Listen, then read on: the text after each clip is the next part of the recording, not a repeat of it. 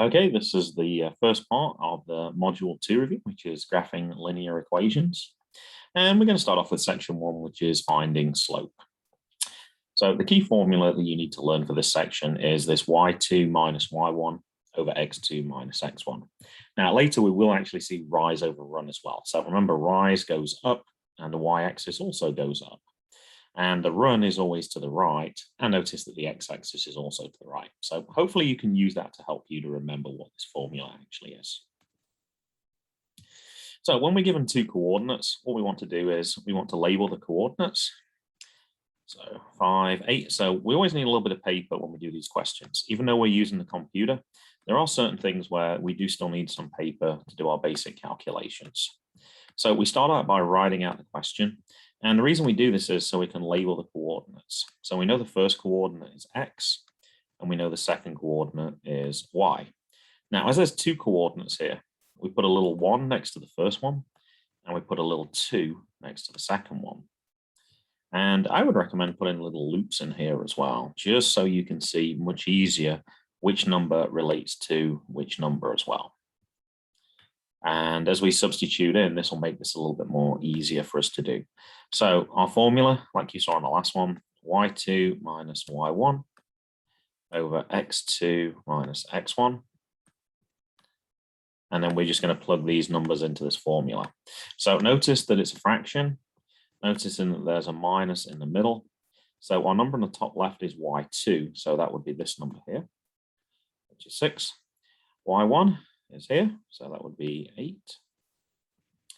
On the bottom left, we have x2, which I can see is -4. And x1, which is 5. And then this, we just want to type straight into our Desmos calculator, and we can check that we have the right answer.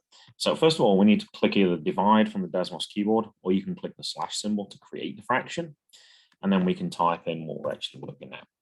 So just keep going backwards and forwards just to make sure we're doing this accurately. So I got 6 minus 8 for the numerator, and for the denominator, -4 minus 5. Now it might give it to you as a decimal, but you'd want to click the little fraction button over here, and you can see that it's 2 over 9, and therefore that would be our answer for this question, 2 over 9. And we can try the next question here as well. We got -3, 6, and in parentheses, and the other coordinate is -3, 2. And we're basically going to follow that same procedure that we just did. So I'm going to label the coordinates x and y, x and y. And as this is the first coordinate, I'm going to give that a little 1. And as this is the second coordinate, I'm going to give this a little 2. I'm going to write down the formula. y2 minus y1 over x2 minus x1. And I'm going to put the loops in like I did last time as well, just to make it that little bit easier for us to figure out which number goes with which letter. And then I can start to substitute these in. So create your fraction. We know we've got some subtracts here. y2 is 2.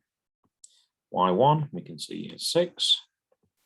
x2 is -3, and x1 is also -3.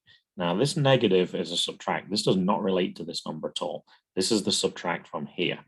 So as we're filling in x1, we need an extra negative sign here to make sure that we have the -3 correct. Now I can go back to the previous line, put in my fraction, 2 take away 6. Over -3 minus -3.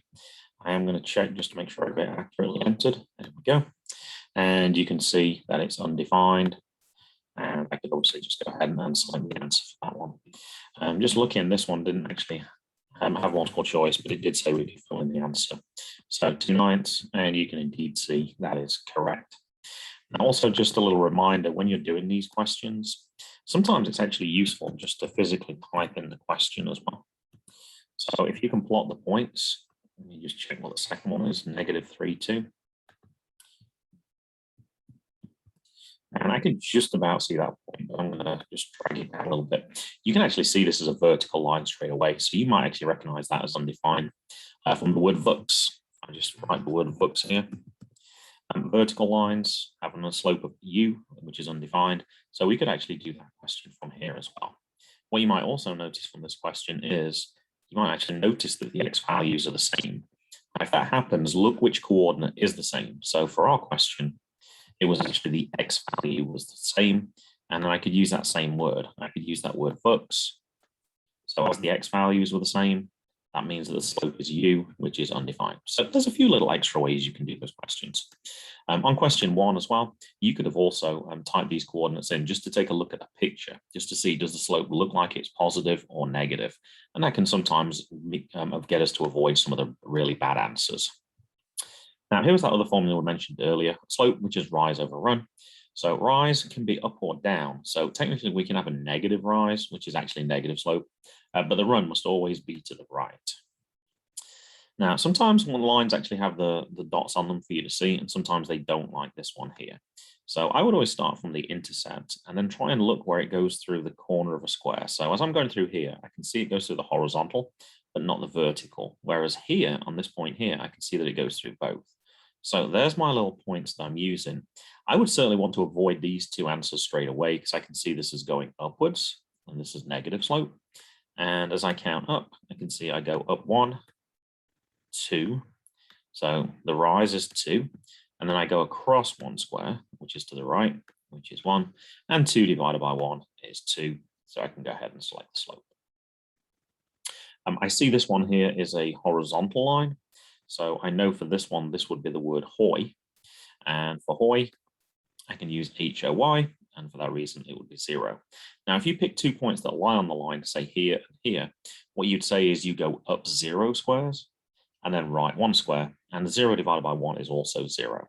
So there's a couple of different ways that you can get to these answers. Slope intercept form, this is y equals mx plus b, where the number in front of the x is the slope and the number at the end is the y-intercept.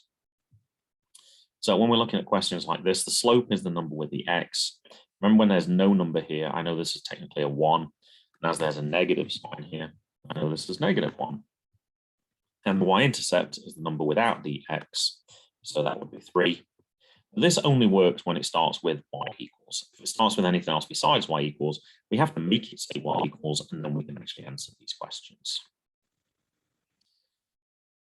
Sometimes we have to change them so we can actually figure out what the equation is, or sometimes to figure out what the slope is as well. So 3x minus 4y equals 12, and I got to put it in slope intercept form.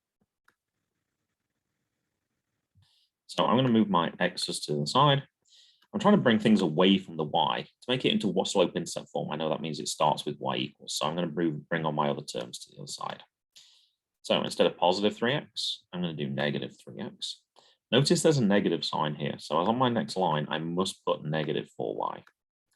And for 12 minus 3x, don't get tricked into putting 9x. As they're not like terms, you can't actually subtract these two terms. So 12 minus 3x, that's it. It's 12 minus 3x. So divide both sides by negative 4. Divide both sides by negative 4. And divide each term, by negative 4. This is where we can use our calculator if necessary. This would cancel.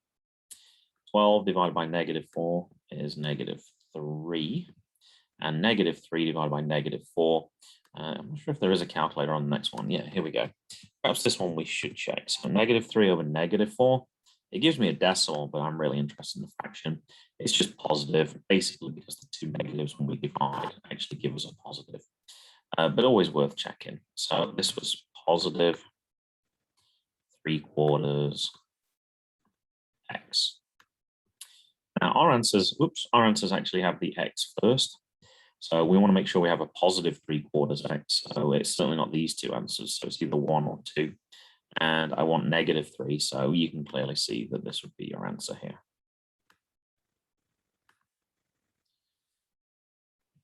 Next one, 2x plus 5y equals 10.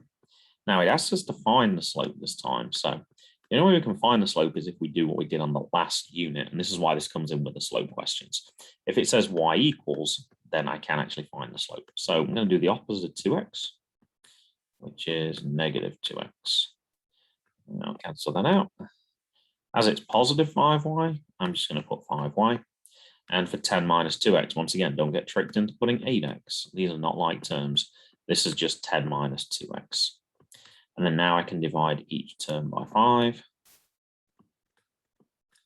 You can use your Desmos calculator to check if necessary, but 10 divided by 5 is 2, and negative 2/5 does not simplify, so I'm just going to put minus 2/5 x. So the slope, that's the part that has the x, so this would be negative 2/5. And let me just check, that's good. And y-intercept is the number without the x, which would be 2. And remember, this only works, of course, if it starts with y equals. So I couldn't find the slope directly from here. I can't just say it's 2 because it says 2x. I can only look at the number of x's once it actually starts with y equals. And that's it for that first section. So 3 different ways of finding slope. You can find it by using the formula. You can find it by counting squares with rise over run. And you can also find it by looking at the equation. As long as it's in slope-intercept form, it's just how many x's we actually have. That does it for this video. There are sections 2 and section 3 to watch in other places.